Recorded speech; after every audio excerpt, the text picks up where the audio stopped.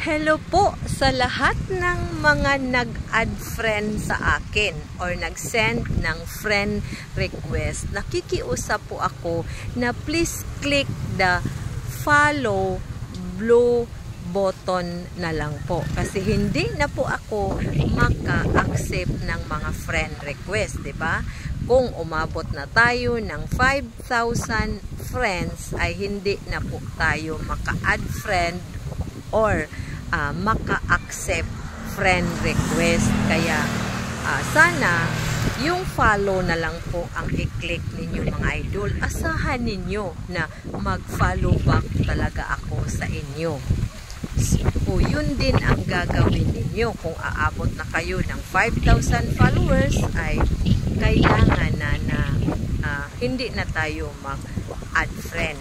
O follow to follow na lang ang ating gagawin mga idol. Sana naman, kasi pag hindi ko na ma-accept ay hindi na din ako maka-follow back sa inyo. Pwede man yun kung nag-add friend kayo sa akin ay automatic naman yun followers. Pero iba pa talaga pag i-click na lang ninyo yung blue button na follow.